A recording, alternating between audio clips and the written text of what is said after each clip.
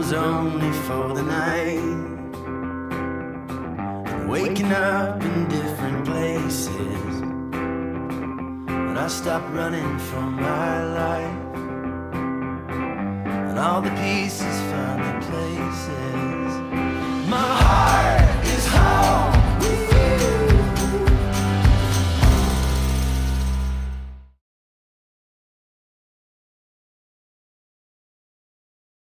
We have run out of gas. We calculated this pretty poorly, mostly because I didn't calculate anything and Jess had an inkling and just kind of ignored it. He's got 7 kilometers left. I've got 3. So I'm not going to risk it. I'm going to just stay where we are. And he's going to put in a little bit of extra in from our camp cooking that we have. Dribble it in. Well, in case there's any impurities in here, I don't really want to just glug it down. Sounds like you're putting it into like some hollow well. Like I'm peeing in it. Gregory has an issue with multitasking of getting himself ready, about putting his helmet and gloves and the communicator, the earplugs, all of it. Then the glasses, and then turning the bike on even though he's not on the bike yet. Where's my wallet? Oh, you got my phone. Right.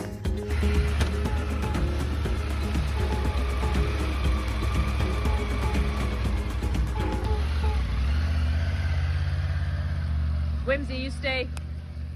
Whimsy! Whimsy, come! I'm told that this place sells gas. This place is not open. But the nice neighbor over here said that she's gonna send a message to somebody. I don't know how because I don't have signal here. The woman who owns this shop showed up just in time before a whole tumult happened and I had to go riding around town. 5 for me, 5 for Jess, so 10 liters. Cost us 80 reales, which really is extremely reasonable considering the circumstances especially. But that's going to be enough because if I understood correctly, we've got a good 70 or so kilometers until the next gas station.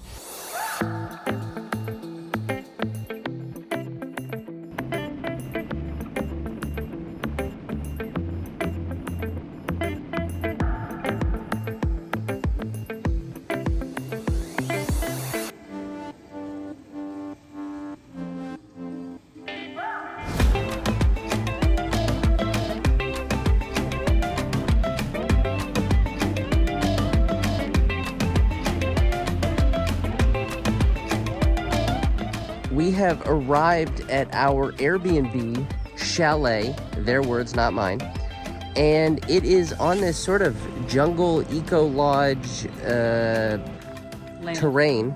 land place.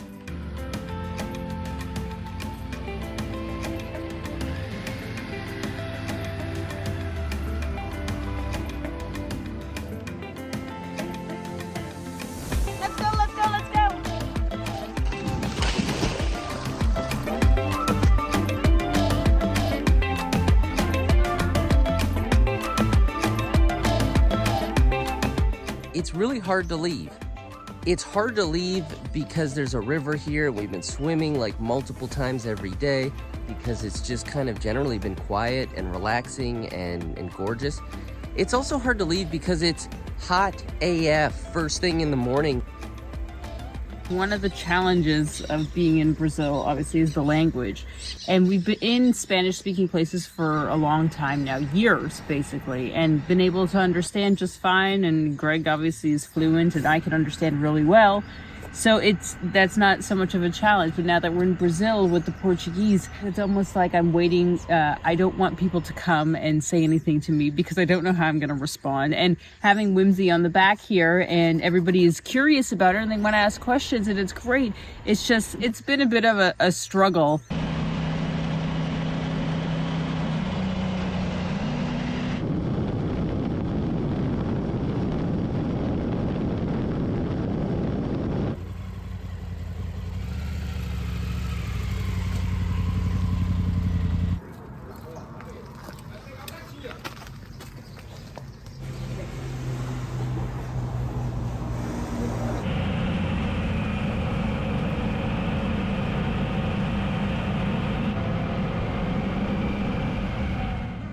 We have reached a place with loud music.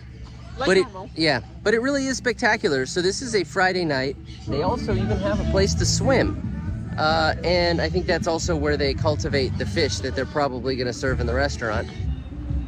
Best restaurant setup ever. And Whimsy has not become enough of a velociraptor to figure out how to get out.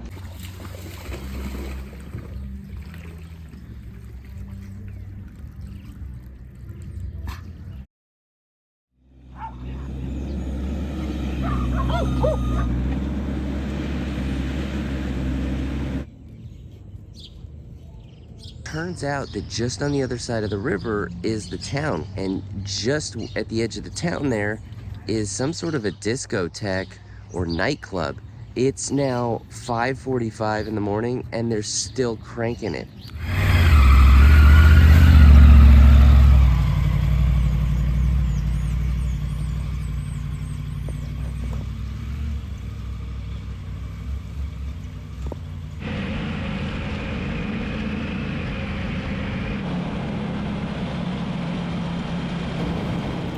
Would you say that I go to extreme lengths to give Whimsy shade?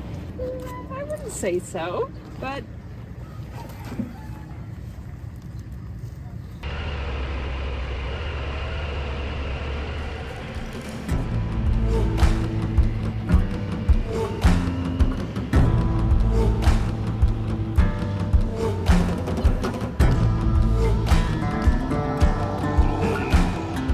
we were riding through some forest fires that were active. And I asked one of the guys up here who speaks Spanish, and he said a lot of the times it is just smoke, and he said it's always a surprise. So it's like always an adventure.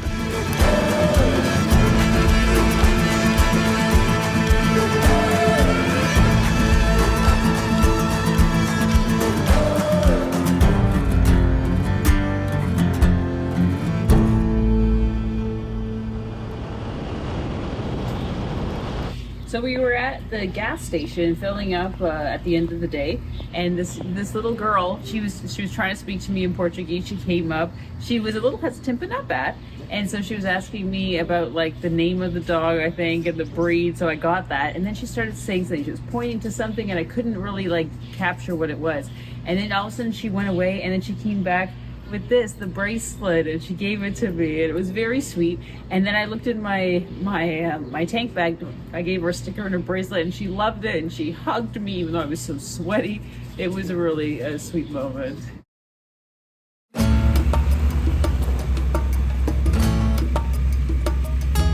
There once was a lady in a polka dot dress with a basket on her head, filled with coconuts and cherries, ripe bananas and blueberries, and her lips were ruby red. All the people of the town would come and gather round just to listen to her song.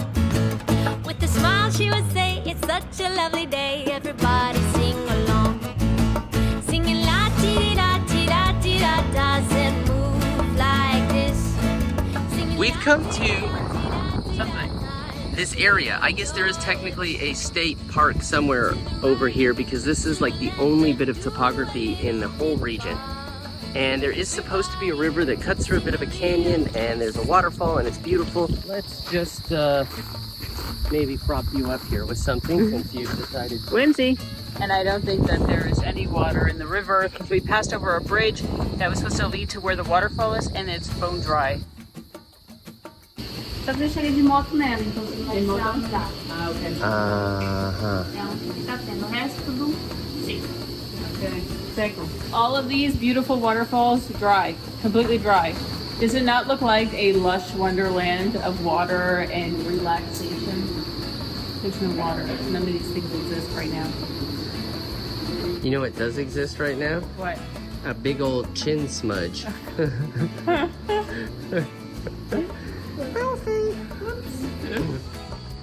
The Amazon is literally burning down all around us. And these cunts are parked on the only swath of grass around. What the fuck is going on with that?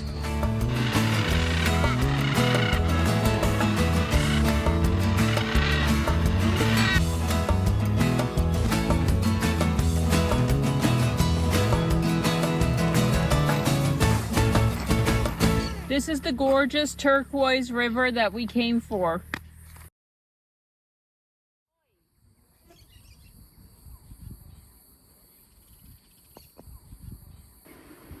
Last night I was hearing rustling over here where we were sleeping by the tent, and I look out and all of a sudden I saw this cat, and it wasn't like a domesticated cat. It didn't have big ears, it was small ears, it was a bit squat, and then it ended up running away. Looks like it did want to go for the food in Whimsy's kibble to go bag, and she's got the teeth marks here to prove it.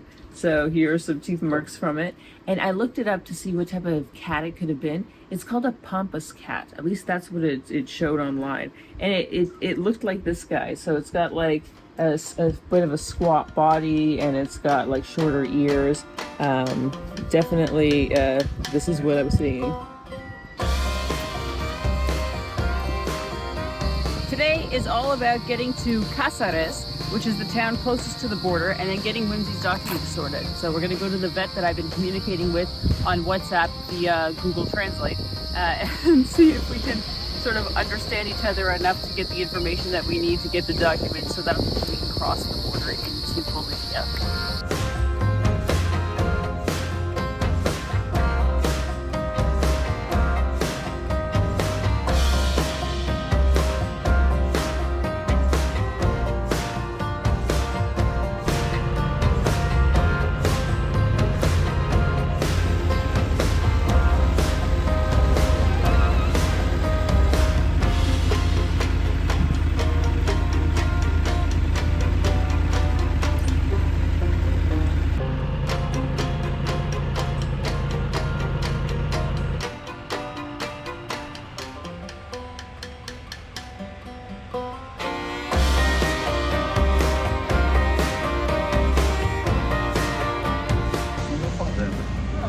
All the people that he would be asking to help him figure out what's going on with his phone in Portuguese.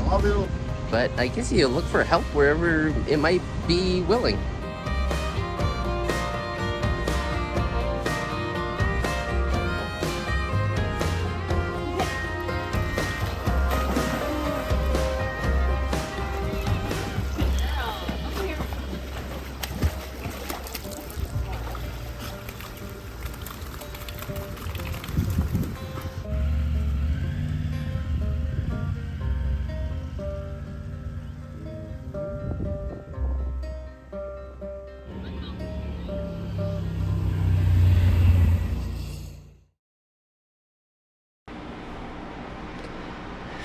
We're leaving Whimsy behind as we go and do our stamping and getting our temporary import permit canceled. And so Whimsy's going to stay here because we're going into these government buildings, and then we'll come back for her. So she's going to have to practice being here alone. So we'll see what the howl cam turns out to be when we come back. We're looking at the possibility of how we might get new yellow fever cards. She gave me the address, I wrote it down, and she says, now that you've got your document, you take that document and you go to that place, and then you can get the yellow fever. They've got the certification there. Okay.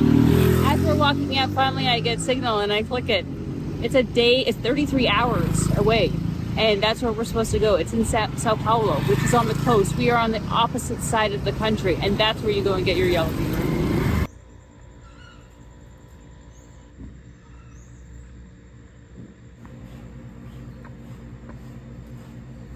Settle up. Slowly. Okay.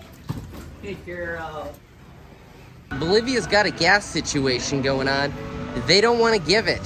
Not to foreigners, and so you can really quickly find yourself ungassable, and that's not a good place to be in when your bike runs on it. So we filled our Giant Loop Armadillo gas bags, and this is because there is going to be a good solid 400 to 450 kilometers between Cades here and San Ignacio in Bolivia.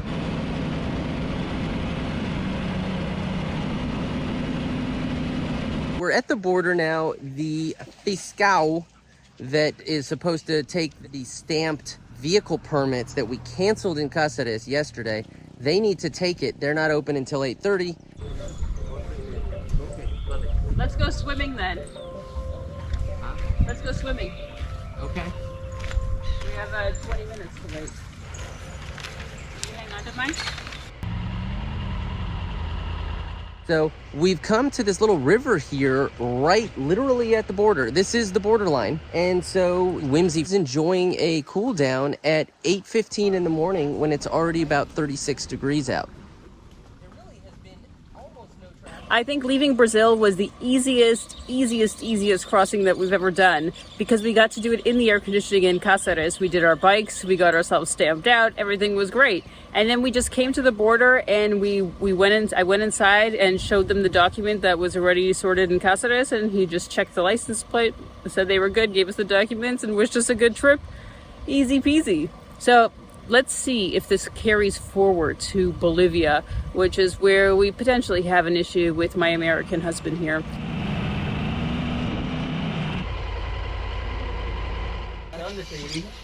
Hasta Sucre. Pues el día de hoy a lo mejor hasta Asunción o algo así. ¿Cómo es la carretera? ¿Es como así? Sí, es todo eso, es eso, más o menos hasta San Ignacio.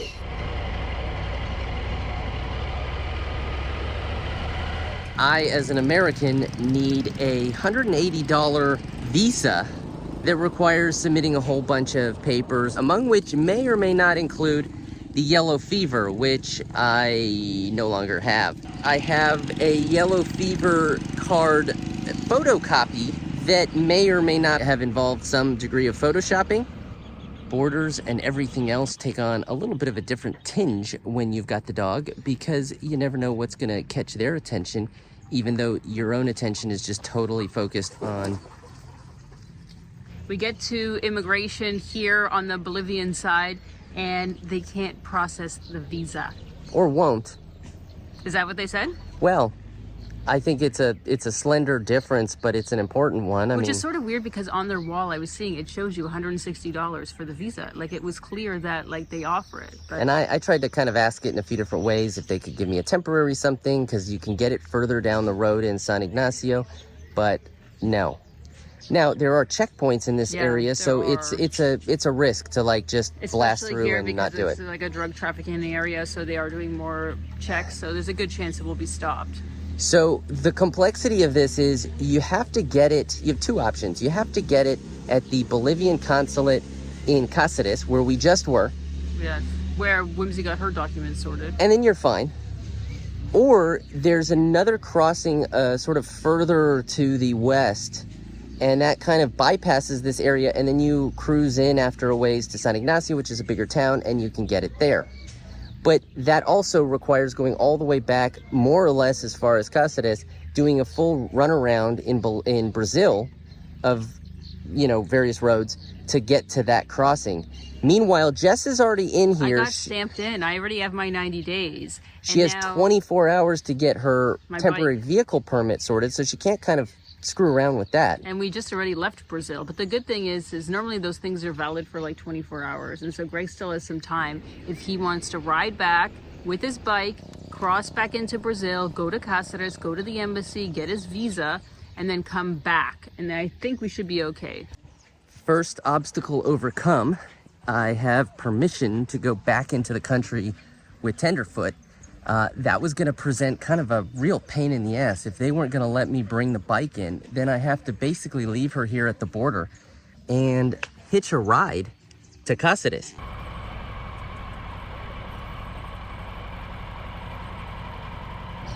Easy peasy. I was in and out in 20 minutes. So they're open until 7, so that means Greg can still make it today, get his document, and then either we continue on this afternoon or early tomorrow morning.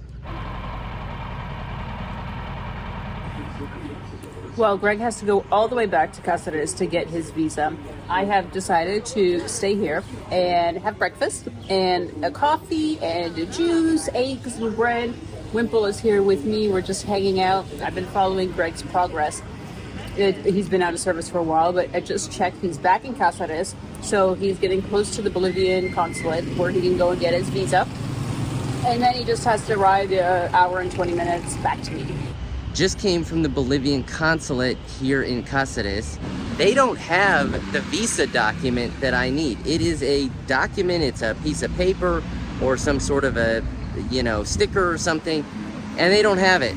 They then very obligingly called forward to San Mateas to see if they could give me some sort of a 2-day or 3-day pass to carry on to San Ignacio or to Santa Cruz de la Sierra, which is a big city. No, no, no. San Mateas called San Ignacio to see if they have one. They said they don't. And so it was very quickly looking like I'm gonna have to go all the way down to Corumba, which is like a minimum of 2 days and 1,000 kilometers south and then west. It's a haul. Meanwhile, Jess is getting absolutely poured on. She's not able really to go forward at this point because it's absolutely pissing. And so she's a bit stuck for just the moment. I'm only going to be leaving here if it dries up a little bit, because everything is absolutely flooded here, and if it stops raining. Otherwise, I'll just spend the night here, wake up really early, and then we can go together in the morning. They then do some calls and things happen behind the scenes, and it turns out that there is just one of these visa documents or stickers in the San Ignacio border crossing area, which itself isn't a border crossing, it's a migration post that's about 100 kilometers from the kind of just dirt like road crossing that people use. I mean, formally, but informally, there's no posts there.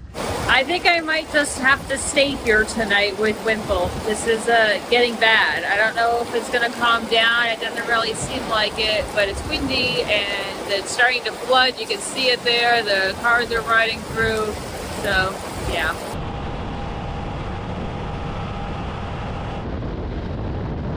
We were fucked in San Mateas when I got there and couldn't cross the border. Then I went to Cades and couldn't get a visa at the consulate. And now the rain is keeping Jess hunkered down, so she's triple fucked, I think. It is a bad thunderstorm. I looked at the minute forecast, and in 13 minutes it should be finished.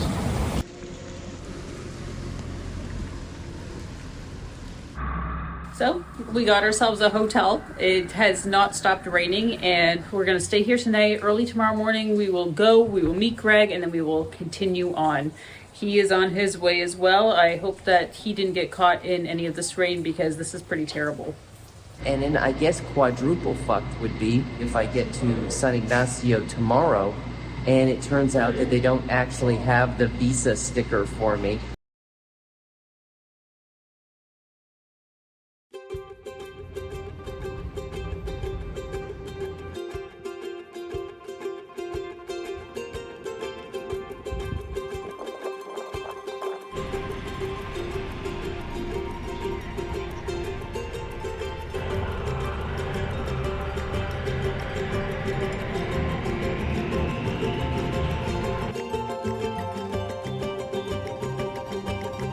I am heading off alone with Whimsy. It's about 2.5 hours of dirt. And I asked the owner of the hotel here if how it is right now. And he says it's pretty good. Like the rain like sort of tamps down the dirt.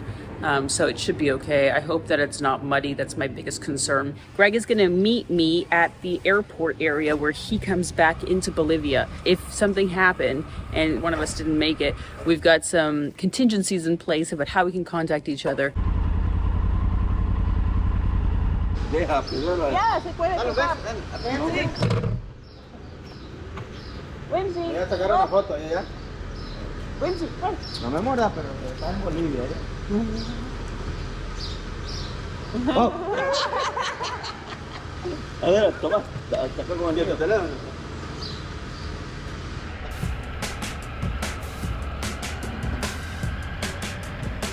So the road is okay. Because of the rain, everything is like patted down, which is nice. But then it sort of hides the fact that there are sandy stretches. And I started to get into a squiggle, I almost went down, but I was able to save it. So I pitter-pattered the rest of the way. I know Greg would be very disappointed that I didn't stand, but I made it through. Whimsy has been a bit of a fuss, so she hasn't been helping on those stretches either.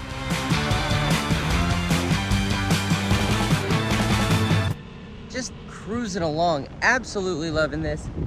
It felt like the time to take a break, and so I just pulled into this kind of turnoff road that goes down to a finca some ways off, and of course got close to the edge, hit a pile of sand, and as I tried to peel out of it, it just went right over.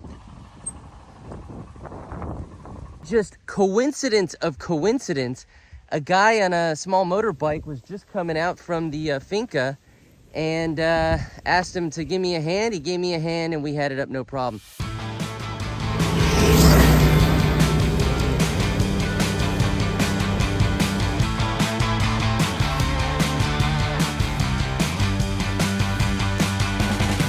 Whimsy is still worked up. She's looking all over for Greg. Like, we stopped here and is looking down the road.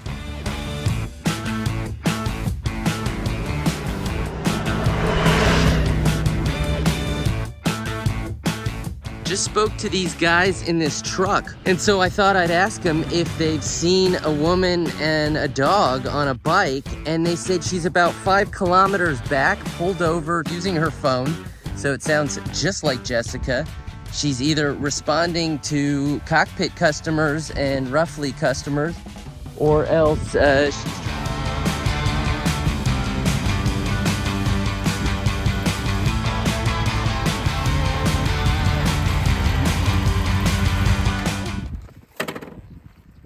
Hello. The worst part is the washboards. Like, my hands are hurting because it is so rough, and like, it was a thing, but yeah, it took us longer. So 7 to 8 to 9 to 10, 3.5 hours it took me.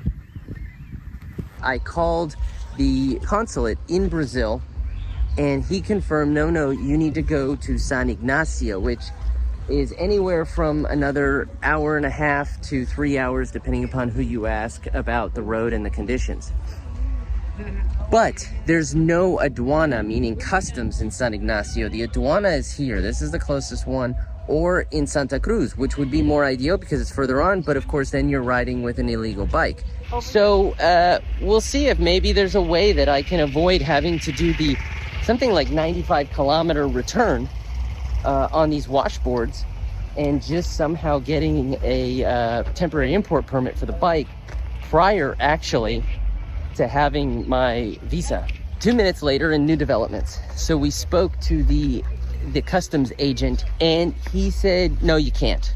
But everything can be done, anything can be done. So he said, look, there's a camera here, and so pull your bike up along the side. We're gonna look through your papers and documents, and we'll see what's what and see what can be done. Dale, hermano. Hagamos una cosa. Voy a ingresar al sistema y voy a ver si puedo entrar y darte permiso, si es que el sistema no me pone alguna traba, algún inconveniente. Ya. Si todo está bien, clarito va a ser. Si me pone alguna traba y yo lo puedo, bajo mi responsabilidad, lo puedo ingresar, siempre y cuando no me comprometa mucho. Ya. Te lo puedo hacer, pero te cobraría un monto aparte. The only struggle that we would have is for, by any chance, if he can do this here and get the documents for the bike done, and then we get to San Ignacio and they don't have a visa for Greg. Now he's brought his bike into a country that he has no visa in. That is going to be a problem. Ya.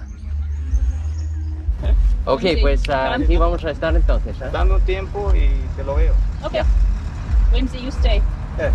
Sit. Hey, sit. Sit.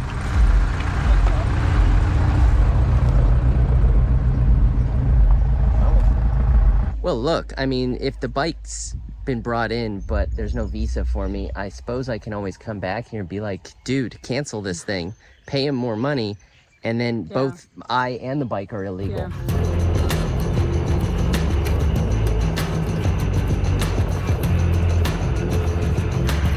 Well, we got out of the San Vicente customs office in kind of a bolt because we felt a little bit like Butch and Sundance. Not so much that it robbed us or we robbed it, maybe we robbed each other, because we paid $200 to the customs agent on the side so that I don't have to go the 97 kilometers to San Ignacio, get my immigration status sorted out, and then come back the 97 kilometers basically the next day to do the temporary import permit, and then to basically then go back to San Ignacio. Fucking flies everywhere.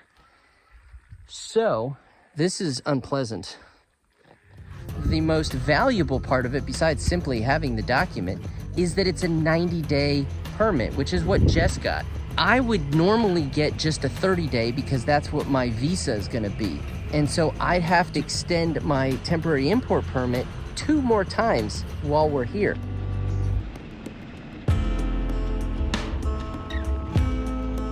Now we are kind of in a race against time here because it is really close on 5 o'clock. We'll be lucky if we get into town and find the immigration office by 5 o'clock.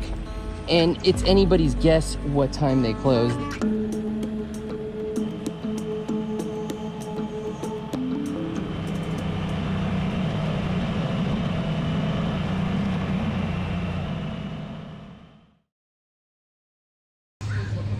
We made it to migration in San Ignacio just basically by the skin of our nads on this one. Greg went in. I found Luna, of course, a white husky who looks very similar to Wimple, a little different, short, smaller ears, colored eyes. But yeah, they had a little friend moment until I brought the water out, and then Whimsy wanted to be a little bit possessive about her water.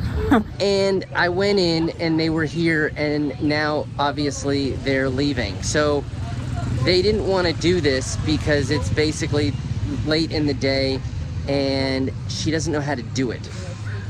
But I asked her, can you just, so that I can sleep at night, can you confirm that you have this stamp, this visa? She said yes, not in an overwhelmingly convincing way. But she said she does have it. Back at the immigration office, it's just a hair before 8:30 in the morning, and I'm waiting for them to open up. 2 hours later now, nay, 2.5 hours later now, and I have a stamp but no visa. So it turns out that the visas that she has here are not the right visas. So she's given me a stamp. She's noted in the system that it is provisional. She's given me 72 hours to present in Santa Cruz, which is about 7 hours from here.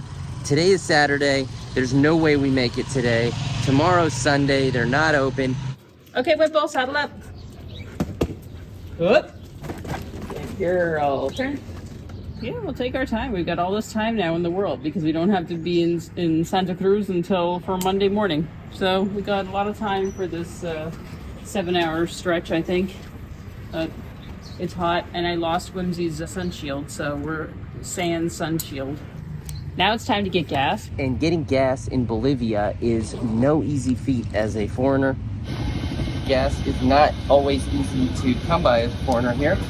And these guys were nice enough to do it for us, even though I don't think they're like certified in this. We were able to fill both of our gas tanks, and they were able to do it as if we were local. So that was very nice of them. And they just kind of did it on the slide. We paid, we're strapping it on, and we're moving on for another 400 kilometers.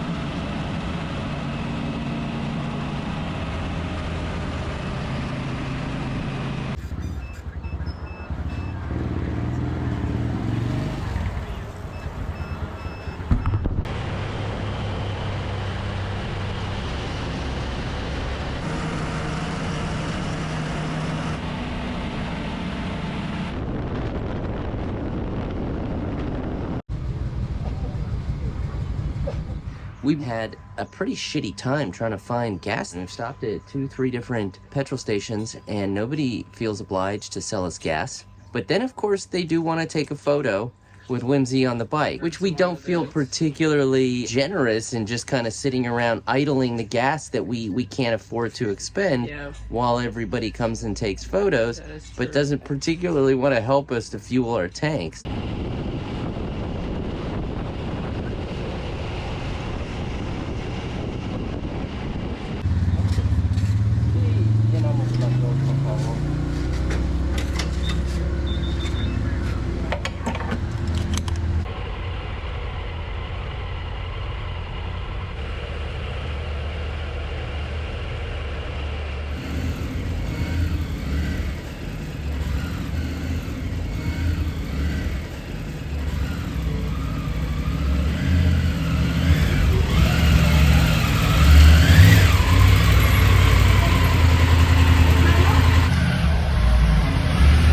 I have to get out of your way.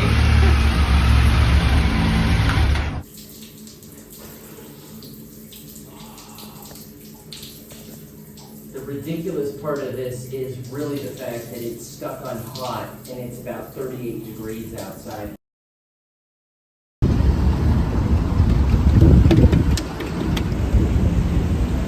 So now it's about 7:30. I'm at the immigration office in Santa Cruz, which is the second largest city in the country and kind of the economic center. I'm supposed to be able to come here, present the documents, and pay for the visa, but it's jam-packed even at this hour. If he doesn't get it here, then I don't know what's next. Like, maybe in La Paz he could potentially go, and I don't know how that would work. 3 hours later and success, I have a visa. Greg just called and said that he got his visa. Oh, it is a load off to know that he is legal here and that we can continue on. I feel like this is like an ongoing saga. It's been days and days of this. Need money. So going to the Western Union, getting money, and then we're out of here. So I'm gonna pack up my stuff here, let Whimsy go out for one more time, and then by the time Greg comes back, we can hit the road and go towards Sucre. Western Union success. I have a brick of money here, basically the equivalent of $2,000, although between the time I took it out about 20 minutes ago and got back here to organize it, it's actually worth less because it seems that the Boliviano is tanking right now.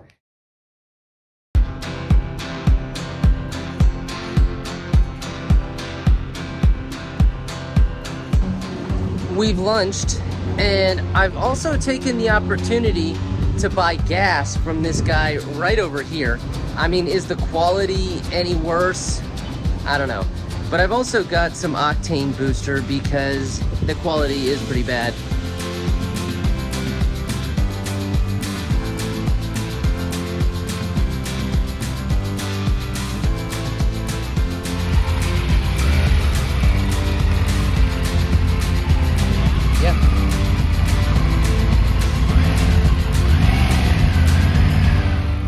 Parking in these places is always difficult because it's not like we have a reverse on our bike. So you come down this and it comes down, down, down, and then it goes to the end. But it's not like there's a nice place to turn around. So what you have to do so that you can get your bikes out is you have to back them in. And backing them in on uneven ground on a slant is never easy. There's nothing that I want more right now than to wild camp. Mostly there's nothing I want more right now than to be around nobody. I've had so much bureaucracy and sort of being nice to all the people that can decide my fate that I really just, I mean, and yet when you come to these kind of areas that are extremely touristy, wild camping is generally pretty out of the question unless you're prepared to like wild camp in a parking area or something.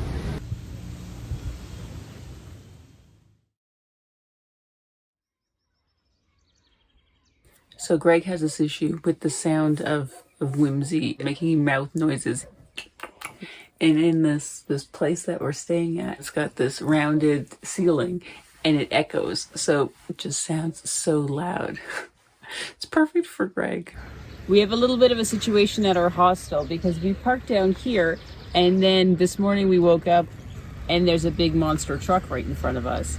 He did leave us a little bit of space, like very little, and the ground is uneven here, and we're gonna have to like get up this lip, come back, and then get out. So it's gonna be an adventure just to get our bikes out, and the reception doesn't open until 7.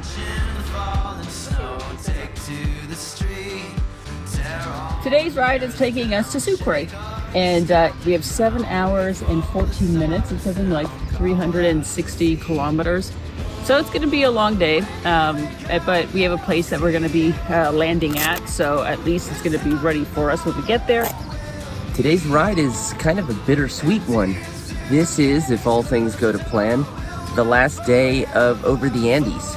We break our around the world journey into legs, into seasons of about 4 to 6 months.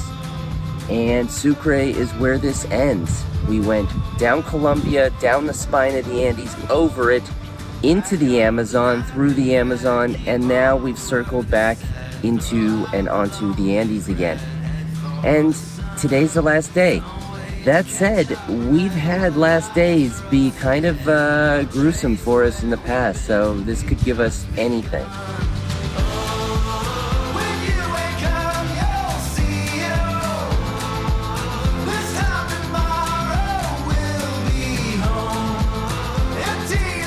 Now that we're going back up into the mountains, this is exactly the best way to end the season because this is our favorite type of riding. We're going up in elevation, it's twisty, it's windy. The only thing that's missing, obviously, are the cleaner rivers so that we can go for swims and not just Whimsy. But we're able to actually enjoy this part as we end the season. And I'm really, really looking forward to the next part because the next part starts with us going to south. After Uyuni, we will be going into Argentina and doing Route 40, which is a beautiful route. It's obviously more sandy and deserty as you get closer to the Bolivian border, but as you go south, then you start getting into Patagonia and all those beautiful areas. So there's a lot to explore, and I'm feeling pretty confident on the dirt. So it's because Route 40 is a lot of dirt, but you know, I'm up for it. I'm looking forward to it.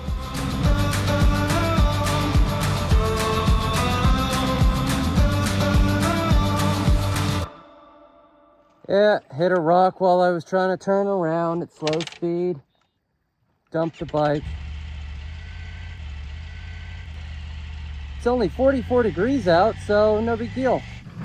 Oh, your gas something is leaking. Keep coming in. Yeah.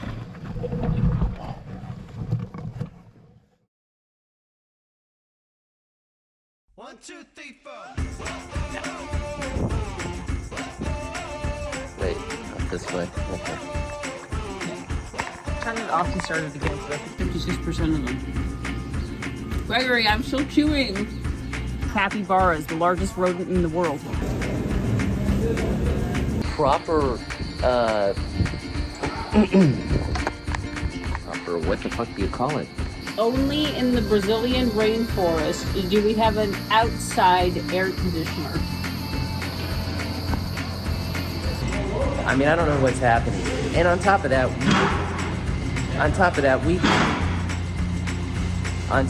we've been semi-illegally, because this is just there's a border point on the other side, on the Brazil side. He's got my registration, he's got my title, he's got my passport, and we're all doing something shady here. You could have continued. What a wiener. Can't do it with your left hand. I'm not holding my breath, but I am hopeful, because what else can you be? 2 hours later now, nay. Noises.